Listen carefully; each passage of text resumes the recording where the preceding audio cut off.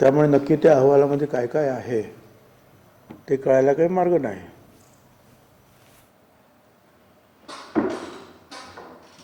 पण असं म्हटलं जातं आहे की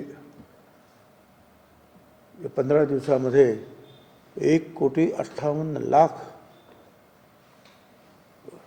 घरांचं सर्वेक्षण केलेलं आहे. कुटुंबाचं सर्वेक्षण केलं 1,58,00,000. खरं म्हणजे हा विक्रम आहे 15 दिवसामध्ये एवढं करणं. खरं म्हणजे आणखीन 15 दिवस दिले तर सगळ्या महाराष्ट्राची जातीगणना तीसुद्धा होऊन जाईल. असा प्रचंड वेग आहे त्यांच्या सर्वेक्षणाचा. ठीक आहे, तर तो लोक तपासतील काय कशा रीतीने तो केला आहे काय. एक मात्र मला काही कळलं नाही की जेव्हापासून हे आंदोलन सुरू झाले तेव्हापासून या ओबीसी आयोगामधील एक एक सदस्य जे आहेत गळाले की त्यांच्यावर प्रेशर आणण्यात आलं असं त्यांचं खाजगीमध्ये सांगणं आहे. एक जण जे आहे ते मुक्त विद्यापीठाचे कुलगुरू आहेत, दुसरे जे आहेत ते हायकोर्टाचे वकील आहेत, तिसरे जे आहेत ते धनगर समाजाचे एक नेते आहेत. असे सगळे जे आहेत गळाले. आणि परवाच्या दिवशी न्यायालयामध्ये ज्यांनी न्यायमूर्ती म्हणून काम केलं ते मेश्राम, त्यांना सुद्धा सरकारने काढून टाकलं. तर का काढलं, कशासाठी काढलं? कुठल्याही संस्थेमध्ये मतभेद होत असतात. अगदी खंडपीठामध्ये सुद्धा कित्येक वेळेला 5 लोक असतील न्यायाधीश तर 2 विरोधात असतात, 3 बाजूचे असतात आणि तसा तो विरोध नोंदला जातो. त्यांना सुद्धा काढून टाकण्यात आलं.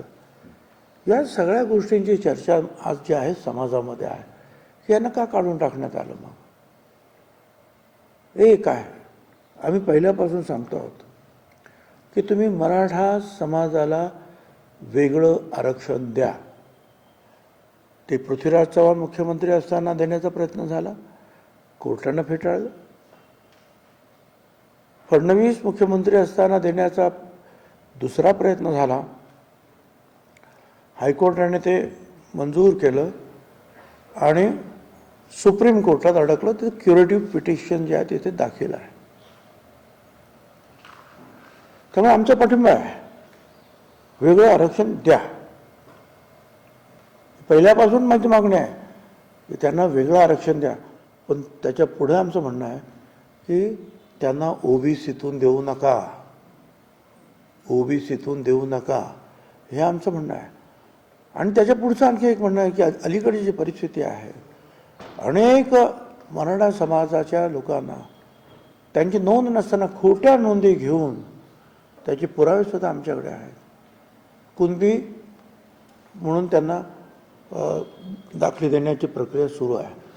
एका मराठा घरामध्ये काल मला सांगितलं, सोलापूर जिल्ह्यामध्ये एका घरात 86 कुणबी सर्टिफिकेट दिली गेली, 1 शॉट, आणि त्यांनी फटाके उडवले. हे सगळं जे आहे समाजातल्या तिथल्या लोकांना कळतं. हे जरी आम्ही मंत्री बाहेर काय म्हणालो, मंत्रालयात जरी काय म्हणालो, तरी खाली ज्या वेळेला या गोष्टी येतात त्यावेळेला गावचे लोक विचार करतात की अरे हे तर हे पाटील, यांच्या तर टाचेखाली आम्ही काम करतो आणि मग यांना कसं काय तर ओबीसी सर्टिफिकेट आमच्याबरोबर. हा विचार लोकांच्या मनामध्ये आहे. आमचं म्हणणं असं आहे की मग ते कुणबीकरण थांबवा ना आता.